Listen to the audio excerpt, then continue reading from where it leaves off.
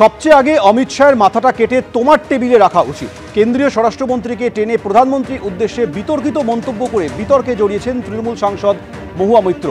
এবার শ্রীরামপুরের তৃণমূল সাংসদ কল্যাণ বন্দ্যোপাধ্যায়ের নিশানায় দলের মহিলা সাংসদরা।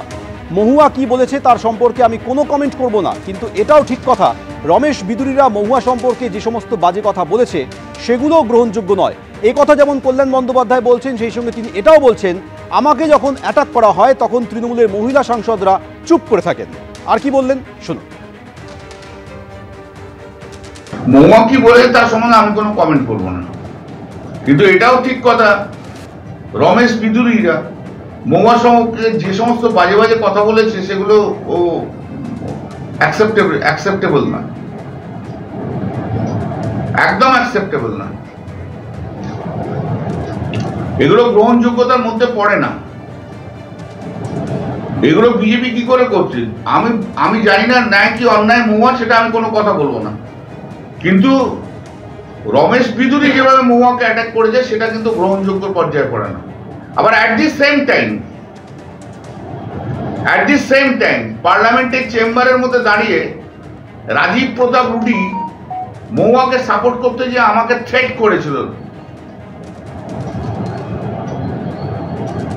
সেখানে শতাব্দী রায় ডেপুটি লিডার উপস্থিত ছিল। সেদিনকে ডেপুটি লিডারও তাকে রাজীব প্রতাপ রুডিকে কিছু বলেনি, আর মহুয়া তো বলবেই না, ছেড়ে দিন।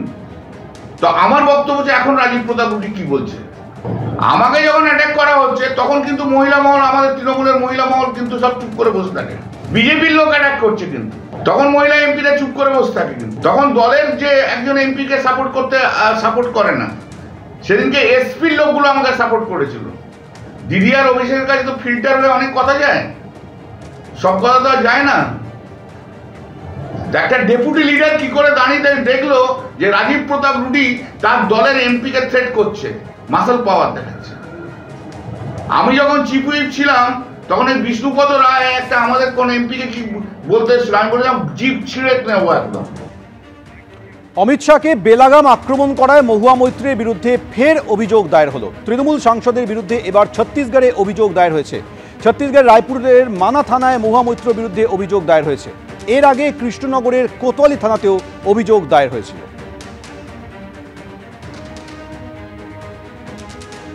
এবার আপনাদের শোনাবো ঠিক কি বলেছিলেন মহুয়া মৈত্র। যেটা ভারতের সীমান্ত আছে, এটা 5 ফোর্সেস সেটাকে রক্ষার দায়িত্বে আছে।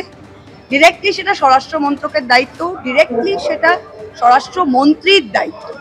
তা প্রধানমন্ত্রী 15ই আগস্টে তিনি লালকেল্লায় দাঁড়িয়ে বলছিলেন যে অনুপ্রবেশকারী যে ভারতের যে আমাদের জনবিন্যাসটা নাকি, সেটা জনগণ বিন্যাস সেটা নাকি বদলে যাচ্ছেন, ডেমোগ্রাফিক একটা চেঞ্জ হচ্ছে, এইসব বলছিলেন। তিনি যখন এই কথাগুলো বলছিলেন, প্রথম সারিতে তার স্বরাষ্ট্রমন্ত্রী নির্লজ্জভাবে দাঁড়িয়ে হ্যাঁ হ্যাঁ করে তিনি হাততালি দিচ্ছেন।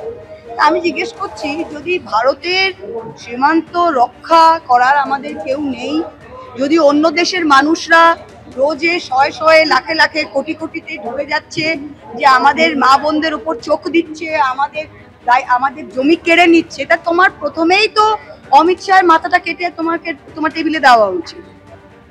মহুয়া মৈত্রের এই মন্তব্যের জেরেই তুঙ্গে বিতর্ক। গতকাল এই নিয়ে নিজের বক্তব্য পোস্ট করেছিলেন কৃষ্ণনগরের তৃণমূল সাংসদ।